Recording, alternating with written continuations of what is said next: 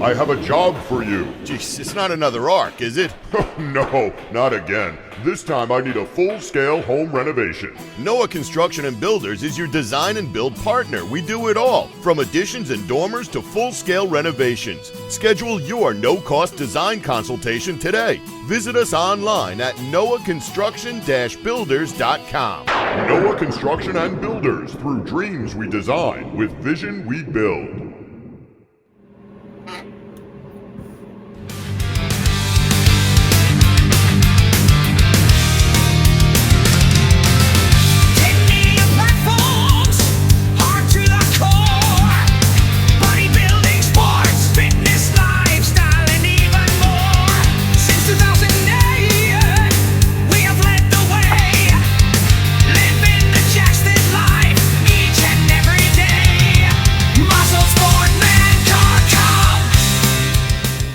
Hey, welcome to MuscleSport Media Live, right here on WGBB Radio, 1240 AM, 95.9 FM. And of course, that was our new intro, done by Donnie James Rio.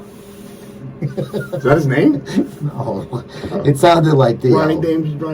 Yeah, but it sounded like Dio. So but who is it? It's a secret. Didn't sound like Dio, but it wasn't terrible. I'm not gonna. That wasn't terrible. 80s metal. That's our favorite stuff. It wasn't terrible. It wasn't terrible, but it's. I think I have to get used to it. I think it's catchy. You took me by surprise with this. I didn't tell you anything about it other than there's a new intro that I sent Trevor. Yeah. And we're gonna play it, and we might change it down the road, but just for now we're gonna use that. I like it. I think it's good. I think it's great. I love it. It's definitely. Let me get used to it.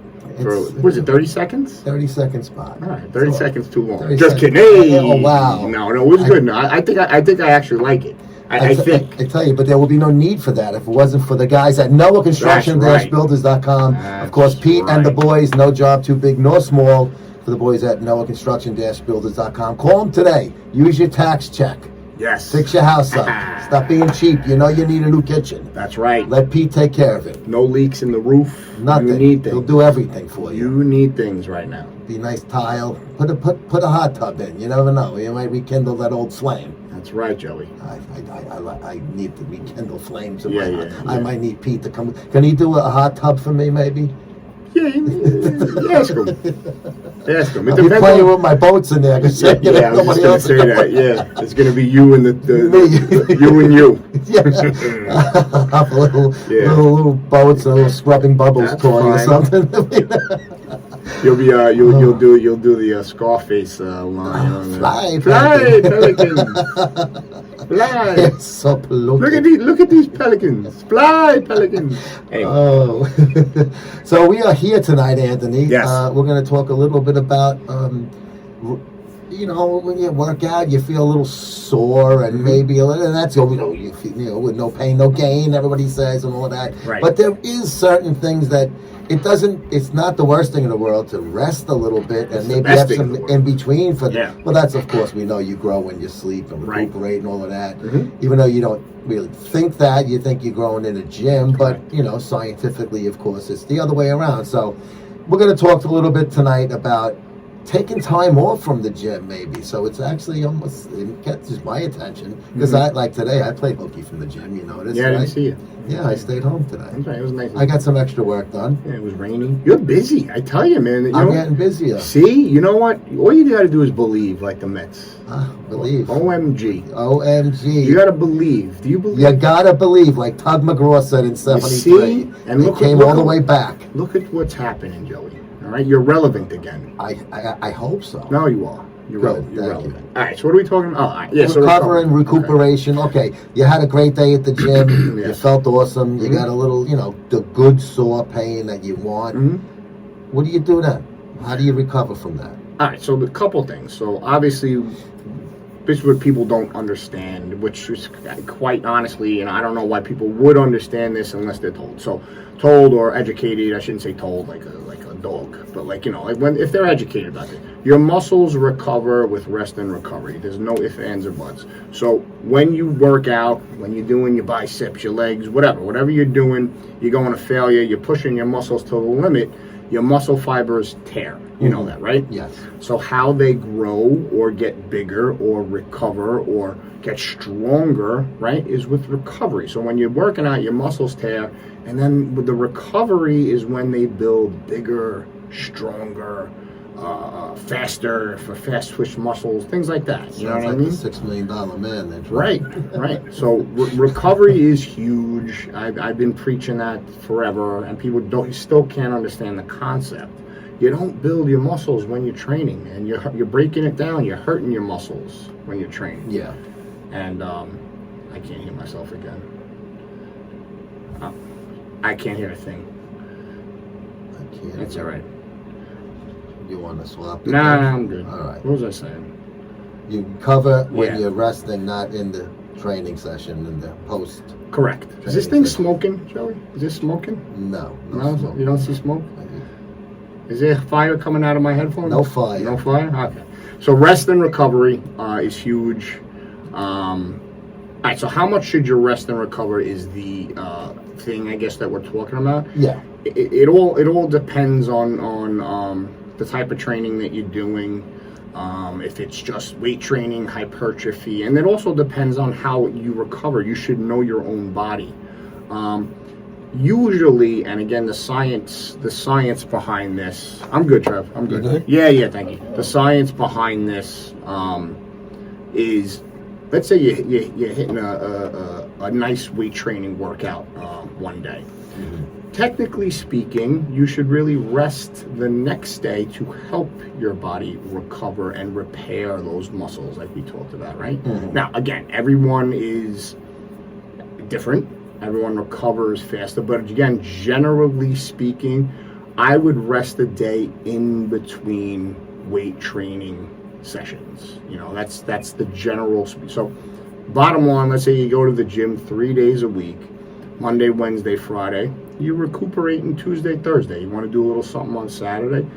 Even if you're hitting like different muscle groups, you notice when you train and you work out, you don't really get crazy sore until 2 days after. Mm-hmm. You notice that, Joe?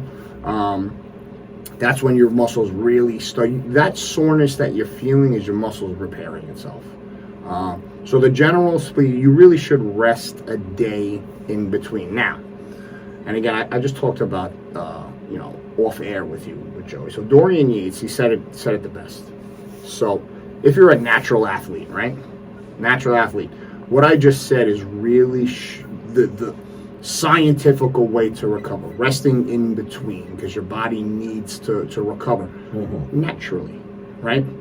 Now, if you're bodybuilding and you're taking stuff and you're taking, performance enhancement, that's when people are hitting it hard. They don't need to recover more because that's what the drugs helps recover. Or even the TRT, that's what it helps you recover faster. People, that's a misconception. People think that you're taking that stuff and you build muscle. You don't. It just helps you recover faster. Mm-hmm. But again, natural athletes, technically, with weight training sessions, should rest a day in between. Now, there's something called active recovery, which is basically easy stretching or cardio. An easy type of low-intensity cardio. That actually helps your body recover on the day faster. off you're talking about? Correct. The day off from the weights. Correct. So that's the general, and again, everyone's different.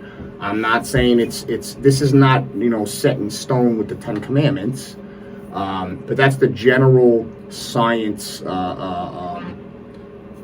way of recovering from any kind of resistance training. You know what I mean? Is that enough time 3 days a week to train with weights? Absolutely. Okay. Once again, depending on what you're doing with correct, it. But your goals, of course. 100%. You're training for the Mr. Olympia, obviously. We're 3 talking about the average person out there. 3 to 4 days a week is no doubt perfect for what you're trying to achieve. Mm-hmm. Getting your muscles stronger, getting blood in the muscles, getting that recovery, utilizing. Remember, weight training, truth is the fountain of youth. Is the fountain of youth. So people don't understand it. It's not cardio. Weight training is the fountain of youth. I mean, plus obviously a good nutrition program. Yeah. But weight training, if done correctly and it's a fountain of youth because it's longevity. It keeps your bone density strong. It keeps your muscle fibers strong. It keeps your joints and your ligaments strong if done right and correct. That's why I always say you don't want to train hard. You want to train smart. Okay, now I'll use my own routine as an example. I do usually 4 or 5 days a week. Let's just say when I don't screw up and I hit it 5, I do 5 in a row, because weekends I like to take off. Plus I work on weekends, so I don't have the opportunity to come to the gym. Yeah. During the week I do the magazine stuff, so I can make my own schedule. It's easier for me to go to the gym early in the morning, hit it, come home, and then do the stuff. Am I doing something detrimental to myself by doing Monday through Friday weights and cardio? No, that works for you. You do have the recovery. It's not ideal, but you do have the recovery Saturday and Sunday. That works for you. So you've been doing it. You feel good. I've been doing that for long. Yeah, I would maybe take I usually take a Wednesday and a Sunday off. Like that's what I usually do. I Split it up and take midweek. Well, cause I usually either do back or I usually do back on Tuesday. So my body really needs to recover from. That's a rougher. You're doing a little more weight with that, a bigger body part. I haven't always done that. That's just the way my body. That's the way I've been doing it for maintenance purposes, for just keeping the, remember, as you get older, you want to train smarter, you want to know what works for you. You still want to push a little bit, obviously you're not going to get stronger, but if you don't increase the resistance of the weights, but generally speaking, you need that recovery day, and that's the hardest thing for people to really understand. I'm killing it, I'm doing this, I'm doing that. I'm like, that's great, but you're not giving your body a chance to recover. Now we're not talking about even nutritional recovery or hydration recovery, which is huge. We're talking about actual rest and recovery. Weight training recovery. Yeah. And so obviously there is something called overtraining. Oh, no doubt. I mean, a lot of, the pro bodybuilders, they don't believe in that because, like you said, they're in a whole different world because of what they're using and what they're trying to establish and accomplish. It's the PEDs. I mean, there's no doubt. Look, again, TRT, I'm a huge component in TRT, so I think you need to have testosterone replacement therapy if needed, if your testosterone is low, because you're going to atrophy, you're going to lose muscle mass as you get older. Big component. Once a week, that's enough for me. I love it. Yeah, that's not steroid use. No, that's TRT. That's testosterone replacement therapy. Then you have steroid use. Obviously, the more you take, the bigger you get, the faster you recover. When you're younger, or you have, you're trying to do a certain thing, and that's what it is. It helps you recover. That's why, back in the day, all the baseball players who use it at the athletes is because it's helping them recover very fast. Yeah, that's the thing. It's the recovery. So regardless of that, recovery is essential. Nutrition plays a big part, but the actual rest and recovery, resting, staying off your feet, or doing a little active recovery, a nice little brisk walk, that helps your body reduce inflammation, which is key. And people realize that, a lot of people don't get enough sleep, especially when you work out a lot, in a steady routine and you're doing it good, you sleep like a champ, really. You need to get that rest. No doubt. Your body is kind of, sometimes when I woke up, on your day off, let's say, I woke up a lot later than I usually do. Right. Well, it's because your body was saying. Your body tells you something. Your body tells you. You need it. Yeah. That the biggest thing I've learned over the years in the industry and even in myself is the body tells you everything you need to know about it. Yeah. It tells you, it's a very complex mechanism, but it tells you everything you need to know. How much you need to recover. It'll force you. Trust me, it'll force you to recover if you don't recover as much as you should, or you don't rest as much as you should, or you're doing way too much, or overtraining, you're hitting a body part. Now, again, I'm talking general science here. Yeah. Should you push your body to the limits with certain things? Absolutely. That's a different story then. Right, but overdoing it. Correct. But the day you're training, if you need to push that extra weight, that extra set, that's why you're there. But the biggest thing is I want to explain to people, remember, you're not building muscle when you're training. Yeah. You're not. It's a very hard concept. It's a hard concept for people. Your muscle fibers, if you actually look, they actually have, real life models of what the muscles look like when when you're working out, when they're torn. They're actually torn. Then you see them start to repair. It's fascinating. The human body, and even the animal kingdom, the body, it's amazing how it recovers and how it knows what to do. It's just an amazing thing. It's really like a machine. It's like just a machine. It is. And also now, I guess you can say, use part of the discussion, not an argument, it's a discussion. All right, I'm not training, I'm not taking a day off, but I'm doing a push-pull or something like that. Obviously, secondary and third muscle groups come into play no matter what exercise or what body part you're doing. Obviously chest, you're working your triceps and your shoulders. I'm getting towards that. So if you need to, like I do, I gotta go back to back on days. I don't have that flexibility to take off, and then I want to get more than 3 days a week in the gym. Also, I feel like I feel better if I do more than that. Right. So I really try to go complete opposite from Monday to Tuesday to Wednesday, etc. When I mean minimum, Joey, when I mean 3 days, I'm sorry, excuse me. When I mean 3 days a week, that's minimum to see results. Minimum 3 days a week. But if you're going to take off the days, you can only work out so many days in a 7-day period. Right. 4 would be. We're talking optimal. Is that better than nothing? No question about it. Is it better than doing 5 in a row, though? That's another thing. In my opinion, absolutely. Yeah. Even if you're splitting up muscle groups, you're never really splitting up muscle groups. No, I know. But because you're still utilizing. Remember, push-pull. If you're doing a push, you're still working your shoulders and try, like you just said. You know what I mean? That's how I try to break it up, because I know that I don't have that in between day off. Right. So I'm going to hit something that is secondary was hit the day before. Right. So that's just I do it because I'd rather get it in there than skip it. We're talking optimal. Like I said, we're talking optimal. The routine that your body or your brain and your body have created is wonderful. It's worked for you. You know what I mean? Yeah. Is it optimal? No. It's not optimal. But who's optimal?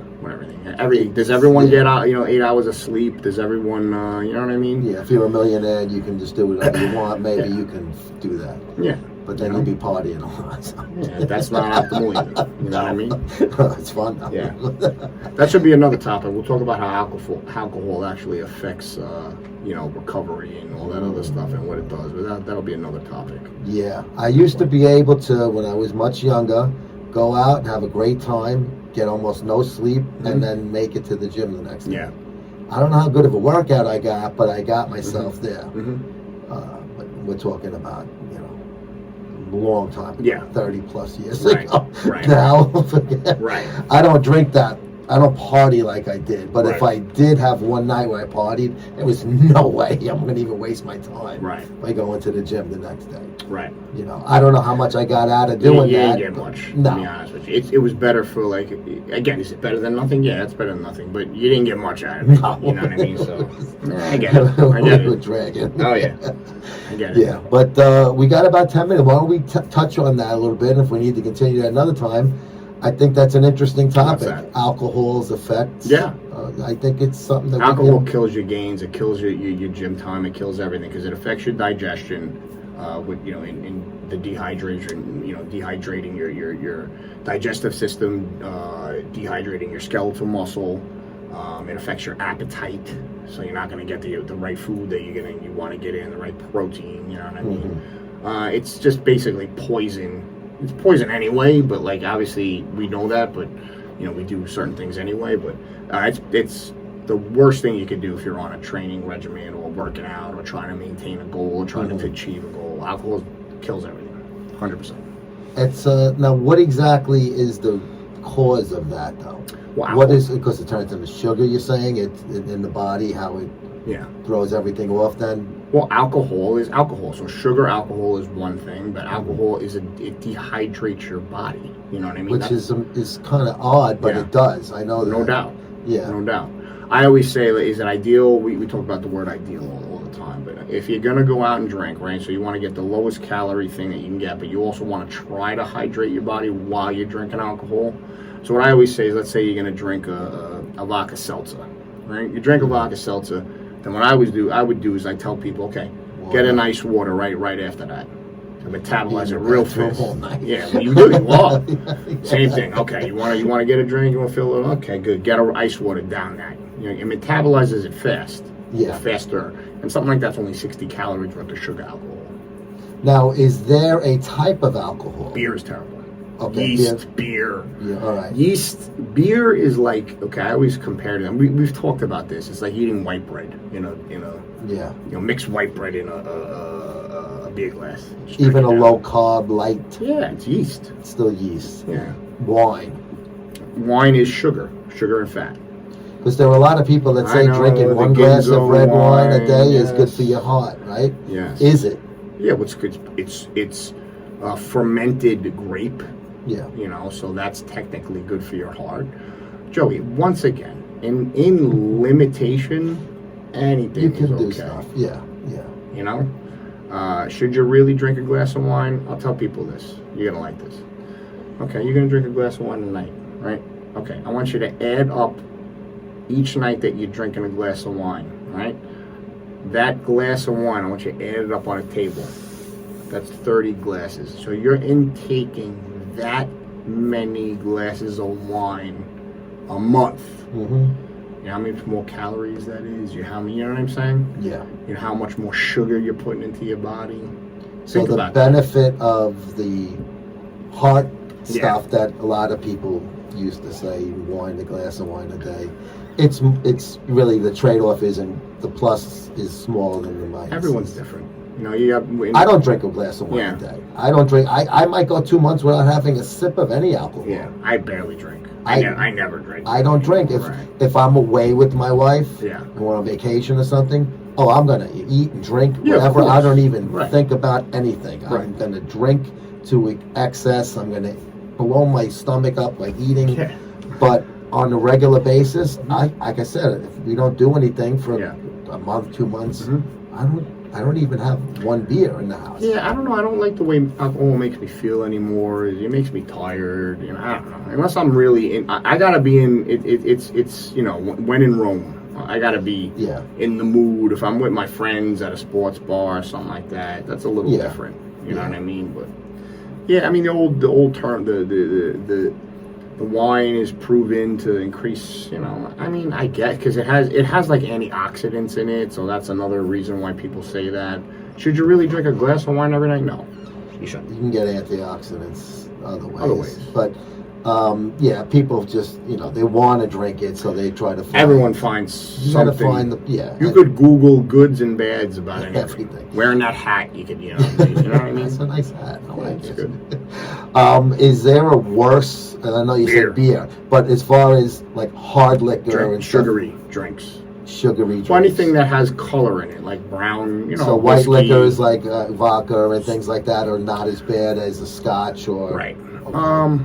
I would say tequila is the lowest calorie. It metabolizes very fast. I know I'm not a big tequila guy, but that would be the best.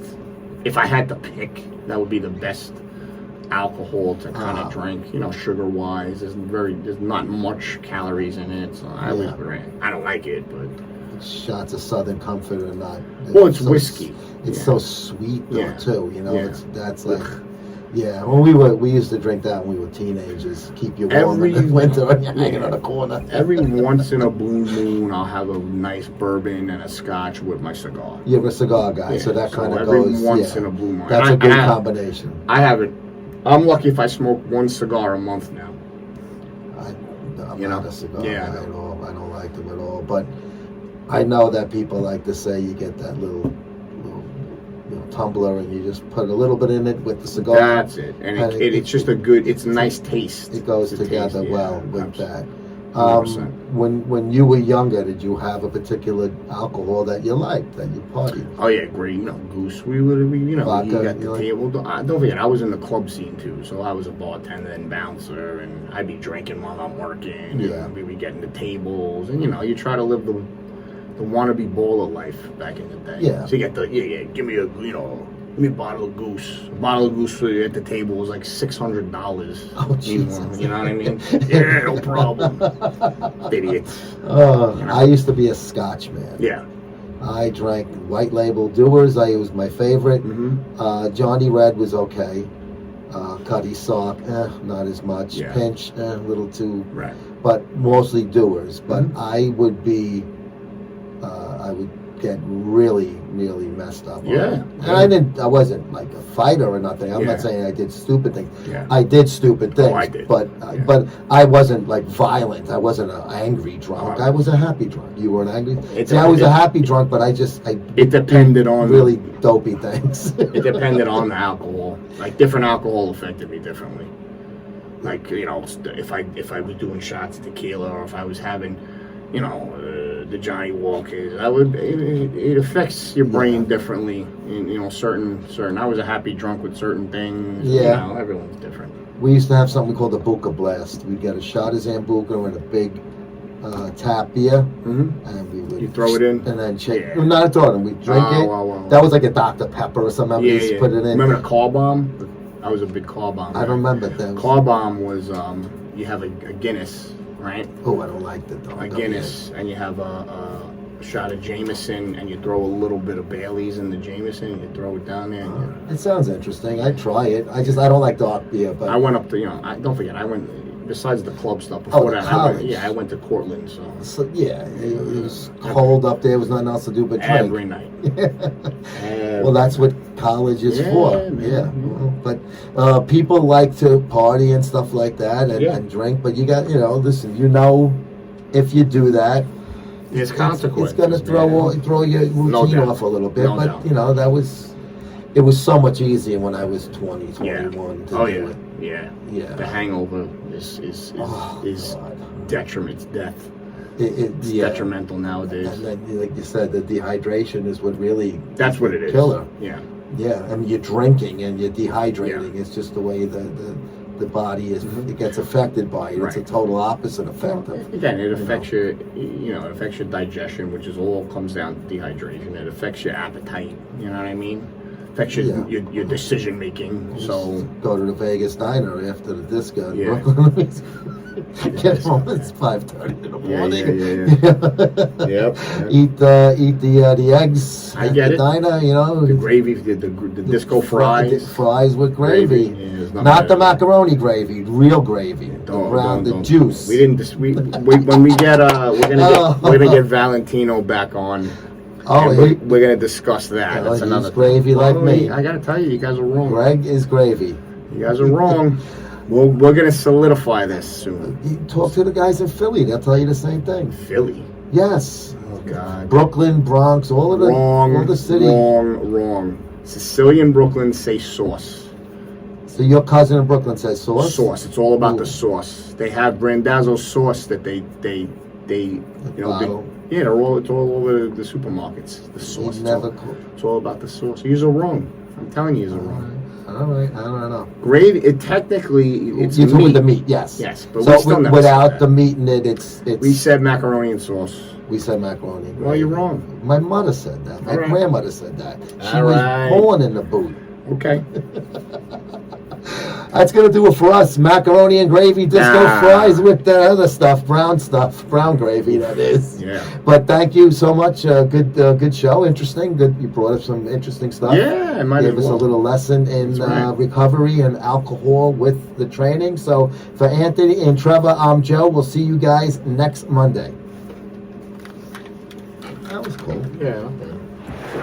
Noah, I have a job for you. Jeez, it's not another arc, is it? No, not again. This time I need a full-scale home renovation. Noah Construction and Builders is your design and build partner. We do it all, from additions and dormers to full-scale renovations. Schedule your no-cost design consultation today. Visit us online at noahconstruction-builders.com.